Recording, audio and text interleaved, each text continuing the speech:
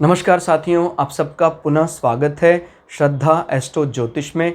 आज हम लोग कवर करने वाले हैं कन्या लगन की कुंडली में यदि केतु एकादश भाव में बैठे हैं तो क्या फल है। हम ये भी कह सकते हैं कन्या लगन की कुंडली में कर्क राशि का केतु किस प्रकार का फल देता है। तो आइए शुरुआत करते हैं आज की क्लास का। लग्न या प्रथम भाव से गिनेंगे एंटी क्लॉकवाइज तो ये आएगा 11वां भाव, एकादश भाव। एकादश भाव में कर्क राशि का अर्थ होता है आदमी के इनकम सोर्सेज का कारण चंद्रमा। और चंद्रमा अगर बली हैं तो व्यक्ति को निश्चित रूप से इनकम सोर्सेज अच्छे मिलते हैं, आय के साधन अच्छे बनते हैं। एकादश भाव बड़े भाई बड़ी बहनें मित्रों से मिलने वाले फायदों को भी बताता है। तो जब एकादश भाव में कर्क पड़ता है तो आदमी के बड़े भाई बड़ी बहनें मित्रगण बड़े रसीले स्वभाव के होते हैं, हंसमुख स्वभाव के होते हैं। कर्क तो आप जानते ही हैं, ऑलरेडी कई क्लासेस अटेंड कर चुके हैं। कर्क का जो नेचर है वो आनंद, ये एक शब्द अगर बोले तो आनंद में रहना। काल पुरुष की कुंडली की में चतुर्थ भाव को रिप्रेजेंट करता है, हमारा घर परिवार, उसका आनंद, ये सब कर्क का डिपार्टमेंट है। अब चंद्रमा मान लीजिए हम ये मानकर चल रहे हैं कि इसी हाउस में बैठ जाता है, जैसे कुजवत केतु में फल चंद्रमा अगर केतु मंगल के साथ बैठ जाता कर्क राशि में तो उसका नीच को भंग कर देता है। इसी प्रकार से केतु इस राशि में बड़ा अजीब है कि जल तत्व राशियों को और अग्नि तत्व राशियों को केतु पसंद करते हैं, लेकिन केतु कर्क राशि में अच्छा फल नहीं देते हैं जब तक कि चंद्रमा या शनि के कारण नीच भंग ना हो। शनि भी अगर केंद्र से लग्न से केंद्र में आ जाए तो फिर वो नीच भंग हो जाता है, तो अच्छे फल देने लग जाता। लेकिन अकेला बैठा केतु और नीच भंग ना हो तो प्रायः यहां अच्छे फल नहीं देगा। हम क्या कह सकते हैं, इनकम सोर्सेस को लेकर तो प्रायः प्रथम दृष्टा ऐसा जान पड़ता है कि मटेरियल गेन के लिए केतु अच्छा होता है, लेकिन फिर भी कहीं ना कहीं गुप्त समस्याएं वो देगा इनकम सोर्सेस को लेकर। इनकम अचानक आना बंद हो गया, इनकम एक जैसी इनकम ना रहना, इनकम सोर्सेस के बारे में ढंग से ध्यान ना जमा पाना, क्योंकि डिटैच करेगा उन चीज़ों के साथ। अगर चंद्रमा मजबूत अवस्था में तो रिजल्टेंट बच जाता है कि भाई सर आपने तो बोला था वहाँ से भी कुछ रेंट आपको मिलने वाला था, ये सब चीज़ें आप कैलकुलेट नहीं कर पा रहे हैं, बट रिजल्टेंट बच जाता है अगर चंद्रमा उच्च का होकर नवम भाव में बैठ जाता है। चंद्रमा भी पीड़ित है तो फिर परिणाम आय को लेकर अच्छे नहीं होंगे, इनकम को लेकर। और आपके बड़े भाई बड़ी बहनें, उनसे संवाद कम होगा, उनसे बातचीत कम होगी, वो नाराज भी रहेंगे। चंद्रमा अगर यहाँ साथ बैठा है फिर परिस्थिति बदल जाती है। साथ बैठने पर फिर वो देखिए, चंद्रमा को दोष राहु का लगेगा, चंद्रमा को कोई बड़ा दोष नहीं लगता है अगर सपोर्टिव राशि में चंद्रमा और केतु बैठे हैं साथ साथ। क्लियर? और हालांकि ऐसा भी नहीं है, कई लोग इतने ज़्यादा परेशान हो जाते हैं कि सर हमारी कुंडली में चंद्रमा और राहु साथ साथ है तो कैसे चलेगा, ये तो ग्रहण दोष हो गया है। दुनिया के बहुत बड़े बड़े व्यक्ति हैं जिनको मतलब पूरी दुनिया रिगार्ड करती है, ऐसे व्यक्तियों की कुंडली में भी ग्रहण दोष है, चंद्रमा और राहु इकट्ठे बैठे हैं। तो आप क्या कहेंगे फिर? आप महात्मा गांधी जी की कुंडली में दशम भाव में चंद्रमा और राहु इकट्ठे हैं, उनका तो कार्यक्षेत्र कोई वो अलग बात है कि वो ग्रहण उनको कभी शांत नहीं रहने देगा उस विषय को लेकर। वो जितना भी करते उनको लगता है यार नहीं, हमें और ज़्यादा करना चाहिए, और ज़्यादा करना चाहिए। लेकिन आदर सम्मान में कोई कमी आई हो ऐसा नहीं, उल्टा जितना वो कर्म करते थे उतना ही इनका सम्मान बढ़ता जाता था। तो ये ध्यान रखना है कि हर बार ग्रहण दोष आपको अपयश दे या जीवन में प्राप्तियों को रोके, ऐसा नहीं होता है। और क्या समस्या दे सकता है केतु यहाँ पर? केतु यहाँ पर घुटनों के निचले हिस्से को कमजोर कर सकता है। क्लियर हो गया? यानी पिंडलियां जो होती है पैरों की, उनमें समस्या आ सकती है। जल तत्व राशि है और बड़ा मतलब इस भाग को समझना सबसे टफ है कि क्यों चंद्रमा की राशि में मंगल नीच का हो जाता है, जबकि चंद्रमा का बहुत रिगार्ड करता है मंगल। उत्तर मैंने ऑलरेडी आपको बता रखा है, फिर भी बता देता हूं, थोड़ा आइडिया आपको दे देता हूं। क्योंकि चंद्रमा से मतलब अभी नहीं है मंगल को उसके उस हाउस से मतलब है जहां पर वो बैठा हुआ है, और उसका हाउस उसके स्वभाव के हिसाब से बिल्कुल अनुकूल नहीं है। घर गृहस्थी, जैसे कमांडर को किचन में अगर आप डाल दे तो कैसा बर्ताव करेगा, वैसे ही कर्क राशि में मंगल या कुजवत केतु भी कुछ ऐसा ही कि भाई इस राशि तत्व को वो पसंद करता है, फिर भी वो राशि से डिटैचमेंट कर रहा है। क्यों? मतलब डिटैच तो वो वैसे ही होता है, हर हाउस से डिटैच करने का काम करता है, लेकिन सामाजिक यश कम नहीं करवाता है केतु जल तत्व राशियों में। यहां वो कर रहा है, इस चीज को समझना है आपको। तो हमें इंतजार है नीच भंग का, चंद्रमा साथ बैठ जाए तो भी अच्छे परिणाम देगा। ठीक है? तो जो घुटने का निचला हिस्सा है उसमें कोई ना कोई समस्या हो सकती है, क्योंकि जल तत्व राशि है, तो कहीं ना कहीं जल से संबंधित विषय में परेशानी हो सकती है। फंगस हो जाना, पानी, शरीर में कुछ ऐसी पानी की कमी हो जाना, इस प्रकार की समस्याएं, जिससे 11th हाउस इफेक्ट कर रहा है। यानी भाई आप ने शरीर या पिंडलियों में पानी कुछ ऐसा चला जाना, इस प्रकार की चीजें, बोन मैरो कमजोर हो जाना, क्योंकि मंगल बोन मैरो को भी रिप्रेजेंट करता है, अस्थि मज्जा। क्लियर हो गया? तो जो हड्डी का इंटरनल टिश्यू है उसमें कौन सा पार्ट, आपकी पिंडली वाला पार्ट या घुटनों के निचले वाले हिस्से, उसमें दिक्कत आना। अनडायग्नोज तो रहेगा ही, केतु का कोई भी कार्य होता है चुपचाप करने वाला रहता है, जल्दी पकड़ में नहीं आता। अगर वो नीच भंग है तो फिर आपको समस्या है, चंद्रमा के साथ बैठा है, फिर वो सारी बीमारियां भूल जाइए आप। अच्छी अर्निंग, बॉडी के पार्ट्स में दिक्कत नहीं, भाई बहनों से कम बोलेंगे वो ठीक है, लेकिन अलग नहीं होंगे वो, अगर चंद्रमा का सपोर्ट है या केंद्र में शनि है। केतु की दृष्टि देखते हैं, 1 2 3 4 5, केतु वहां बैठकर अपनी दूसरी जल तत्व राशि वृश्चिक राशि में नजर बनाए हुए हैं। वृश्चिक राशि को आपने पढ़ा होगा, बड़ी अजीब सी राशि है। खुद ये जल तत्व राशि है, ब्राह्मण वर्ण इस राशि का, लेकिन इसका जो स्वामी है मंगल, वो अग्नि तत्व है और क्षत्रिय गुण प्रधान है। तो बड़ी मतलब छुपा रुस्तम टाइप। केतु भी कुछ इसी प्रकार की चीजें पसंद करता है, तो फिर केतु यहां बहुत अच्छे परिणाम देता है, दृष्टि का भी परिणाम अच्छा माना जाता है। लेकिन मैं आपको बता रहा हूं, अभी हम एक अकेले प्लैनेट की दृष्टि की बात कर रहे हैं। कोई सेटिक एलिमेंट दूसरा है तो फिर इसका भाव बिल्कुल बदल सकता है। तो केतु यहां दृष्टि डालकर आपके छोटे भाई बहनों से कम संवाद होने के बाद भी उनको एकत्र रखेगा, इकट्ठा रखेगा। और तीसरा भाव वाणी का होता है, मतलब फॉर्मल कम्युनिकेशन। फॉर्मल कम्युनिकेशन में ऐसा है, आप कम बोलने वाले हैं लेकिन लोग कन्विंस हो जाते हैं आपकी बात से। कई लोग होते हैं बहुत बोलते हैं, ऐसा लगता है कि शायद ज़्यादा बोलने से ये लोगों को एग्री कर लेंगे, एग्री नहीं हो पाता। केतु कम ही शब्दों में एग्री करवा लेता है।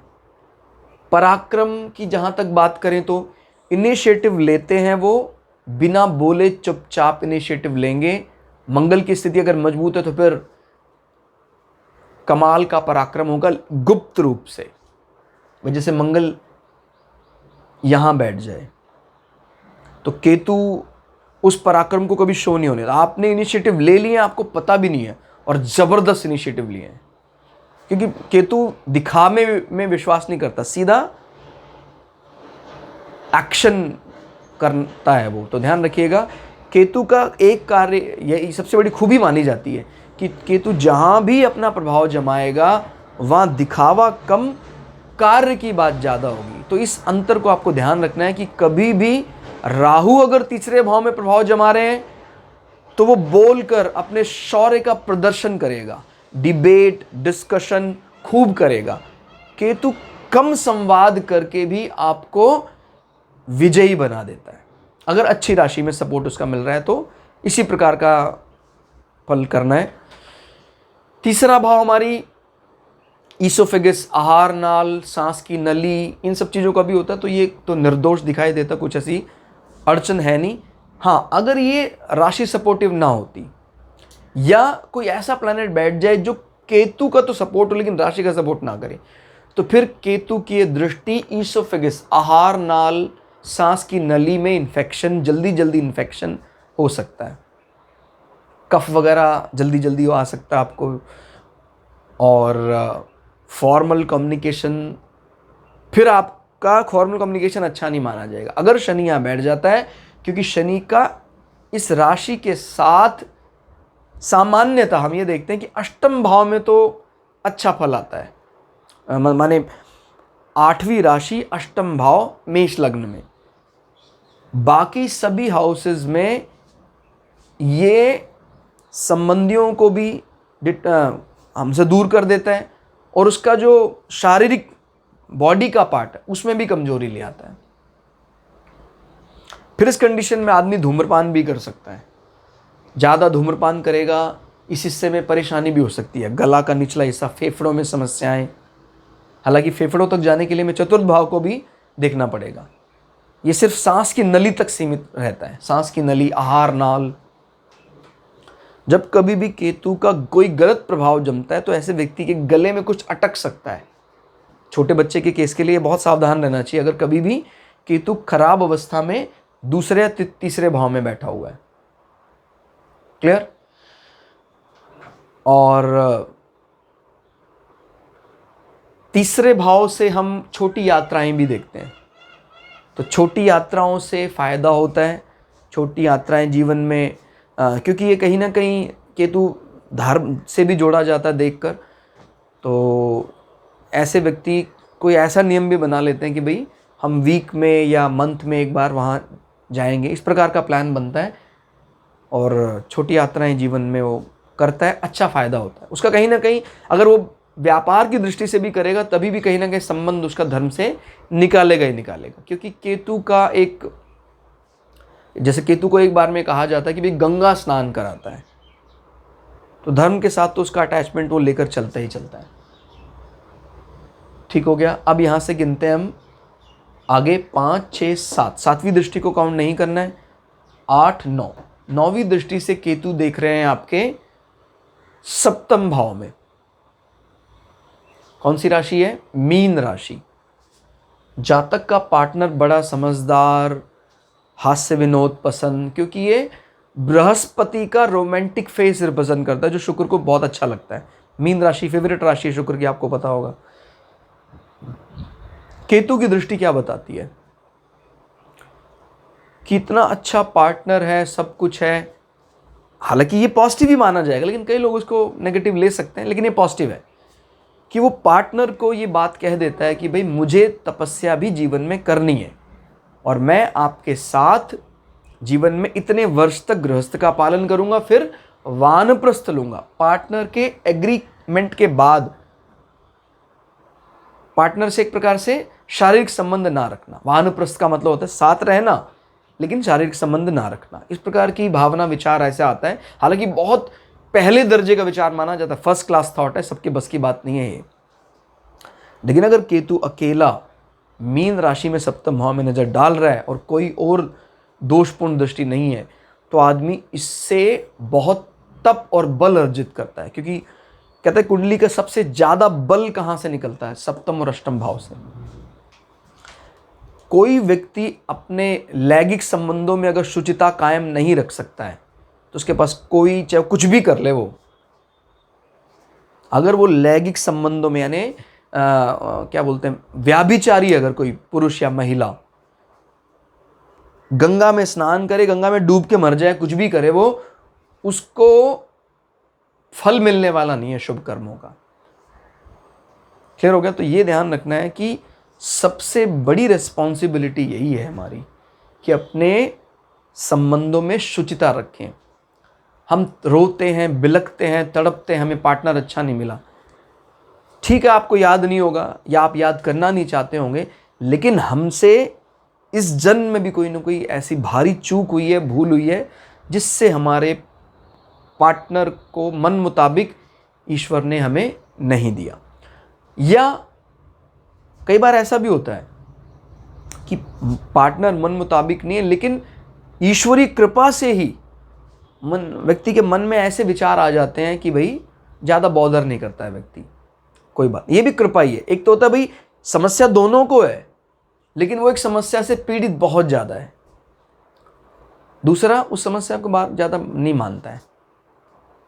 और अपने ये एक बहुत बड़ा अंतर है, समस्या को नहीं मानता है लेकिन अपनी लैंगिक शुचिता को दूषित नहीं करेगा कभी भी। वो यही उसका बल रहेगा, यही भावनाएं उसको ऊपर लेकर जाती हैं। ये सबसे बड़ा तप है जो सबके बस की बात नहीं है।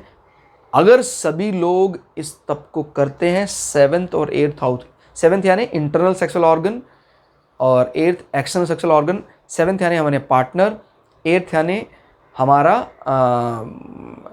जीवन में जो भी लैंगिक सुख जो है वो हम अष्टम भाव से देखते हैं। तो अगर ये निर्दोष हैं तो आप तपस्वी हैं। फिर सारे प्रयोग अलग, ये तप सबसे बड़ा, ये बहुत बड़ा तप माना जाता है। इस प्रकार की भावनाओं के लिए देखा जाता है। ये माने पॉजिटिव एस्पेक्ट्स है इसका। केतु ने डिटैच किया है उसके साथ, और यही गड़बड़ भी हो सकता है अगर कोई सांसारिक विषयों को लेने वाला प्लैनेट यहाँ बैठ जाए, फिर वो अलग ढंग का एंगल दे देगा। जैसे मान लीजिए यहाँ पर शनि आ जाता है, शनि को केतु सपोर्ट करेंगे, लेकिन फिर अपने एजेंडे मोक्षा वाले पार्ट को सेकेंडरी एजेंडा मान लेंगे, और शनि पार्टनर को थोड़ा सांवला कर देता है, और शनि की प्रवृत्ति भी कहीं ना कहीं कुटिल बुद्धि तो शनि के पास है, तो कहीं ना कहीं ये शुचिता की बात नहीं करेगा तब, जैसे जिस प्रकार अकेला केतु शुचिता की बात कर रहा था। तो ये ध्यान रखना है कि कब डिटैच हो रहा है, कब अटैच हो रहा है। शुक्र यहाँ बैठ जाता है, शुक्र कारकत्व में माना जाता है 7th हाउस के, उच्च का होकर शुक्र यहाँ बैठ गया, और केतु ने भी शुक्र को फुल सपोर्ट कर दिया।